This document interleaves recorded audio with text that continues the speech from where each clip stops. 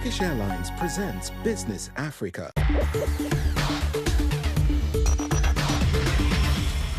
Hello there and welcome to this brand new episode of Business Africa. I am Ronald Kato. This week, exporters panic as AGOA is extended for just 1 year. We ask if this is the time for Africa to focus on a homegrown solution, the Continental Free Trade Area. Plus, striking gold, but what about leverage? Can African gold producers look beyond foreign exchange to transform their reserves into strategic development assets? Also thirsty and expanding, Africa's cities are increasingly facing water shortages even as their populations continue to grow. We report on urbanization and water security. Thank you for joining us. African governments are bracing for the end of AGOA, a preferential trade pact with the U.S. The initiative was already losing meaning with tariffs, supply chain disruptions, and protectionism. While AGOA's end is a blow for African exporters, it is a chance for governments to build a trade strategy that leverages the African Free Trade Area, embraces e-commerce, and reduces geopolitical risk. Kunle Babs reports from Lagos, Nigeria. For 5 years, fashion designer Eniola Akinwande has shipped custom-made clothing from Abuja, Nigeria's capital, to customers in the United States. She says continuous access to the U.S. market determines whether her business can keep growing internationally. My hope is the AGOA deal is extended beyond this 1 year, so we're able to continually access the U.S. market duty-free. AGOA, the African Growth and Opportunity Act, allows duty-free access for thousands of eligible African exports. After expiring last September, Washington renewed it for just 1 year. Economists warn that the short renewal may not attract new investment or long-term planning.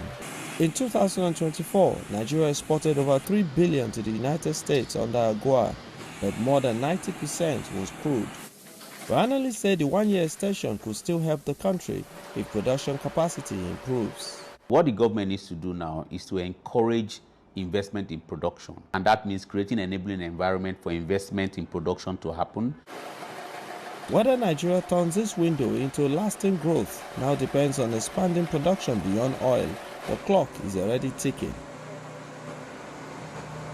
Jane Seruwaji Nalunga is an expert on trade and investment. Thank you very much, madam, for your time. How can AGOA or its successor, if there will be one, be reimagined to deliver more value for both Africa and the United States? For me, I think really a mutually beneficial trade relationship should be based on trust, but also should be based on the interests of both parties. There has to be some level of negotiations. Unlike AGOA, where it's unilateral, where it's America first, where it's American interests, and African countries are just benefiting by default. For me, I think a trade relationship can't be like that, and it has to be negotiated, because the challenge with AGOA is that it's given, it's not negotiated. And it has also to be rooted in the interests and aspirations of the African continent. Given the chaotic international trade environment, is it now time for Africa to focus on the Continental Free Trade Area? I think it's really important for Africa to look inwards, to be able to strengthen its intra-Africa trade, because that's where benefits are. Because when you look at Africa's trade with outsiders, with the US, with the EU, with China, it's mainly commodities, coffee, tea, yet when there are opportunities internally for us to be able to trade value-added products. So Africa, CFTA is the way to go, because we need to use the CFTA, one, to strengthen our trade internally, but also to strengthen our capacity to negotiate with third parties. But it isn't that we are isolating out ourselves, from the global economy. But it will help us to speak with one voice, either even in the WTO, to speak as the African Union. But today, our countries are negotiating individually. Kenya negotiates with the US. Already the power balance it's imbalanced. You talk about countries going for bilateral trade agreements. How should African governments approach negotiations with their bigger, more developed counterparts? So today, you find Kenya, instead of negotiating with the EU, with the US as EAC, as the East African Community, Kenya is there negotiating alone. Already the results are clear that Kenya is going to concede so much. And when Kenya concedes, because we have a common external tariff, we have a common market protocol, because our borders are porous, it's like we are all going to negotiate, So for me, the approach should be, one, to negotiate as a bloc, but also to strengthen our negotiating capacity. I was looking at the US and Kenya negotiations, all the terms that we are going to facilitate agricultural trade. And what does it mean? They are going to remove all the barriers to imports, to US imports into Kenya. So we need to strengthen our negotiating capacity. We need to have red lines based on our aspirations. Ms. Jane Nalunga, thank you very much for your time. Thank you, Ronald. Thank you so much. Gold has surged 65% in 2025. That rally has continued into 2026, and Africa's main producers are making a killing. Africa produces more gold than any other continent, yet the metal is seen merely as a foreign exchange earner, as opposed to being a source of strategic leverage.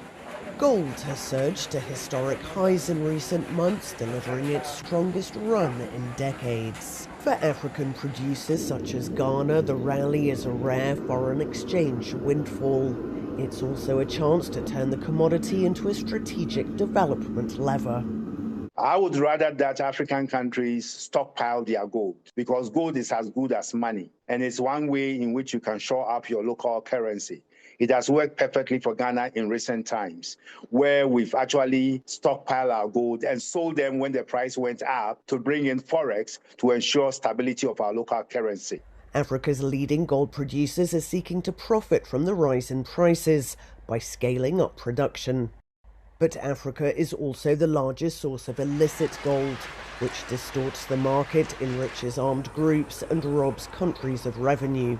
In the Sahel, DRC and Sudan, huge deposits and mines remain in the hands of armed groups. There's no reason for Africa to continue shipping gold bars. We should be thinking of shipping jewelry rather than gold bars.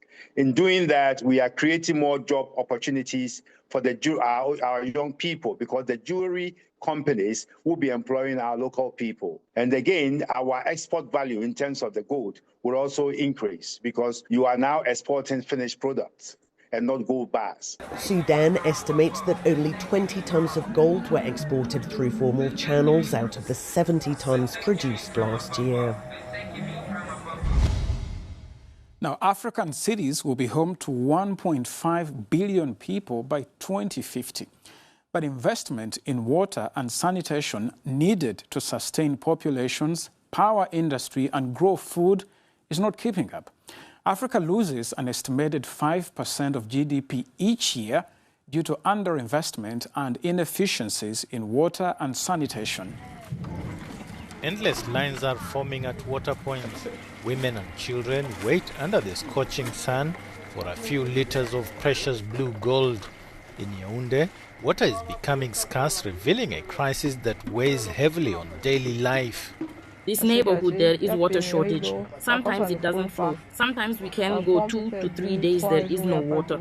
Cameroon is not an isolated case. Facing similar pressures, several African countries have come together within the African Water and Sanitation Association. For 4 days, the 23rd Congress brought together nearly 3,000 experts in the Cameroonian capital to debate solutions. Smart systems will help to properly assess and identify at what level losses are occurring. But innovation alone will not be enough to lift 400 million Africans out of water precarity. Concrete financial commitments are expected. We should no longer just turn to donors, but try to find resources among ourselves, among the actors, therefore, involving the population, the beneficiary of access to water and sanitation, to participate in the access and in the management of infrastructure. At the conclusion of discussions, African water stakeholders and international partners signed several major agreements aimed at modernizing networks and developing climate-resilient infrastructure capable of coping with increasingly frequent drought and floods. And that wraps up this episode of Business Africa. I'm Ronald Kato. The news continues on air and online. Bye for now, and I'll see you on the next episode of Business Africa.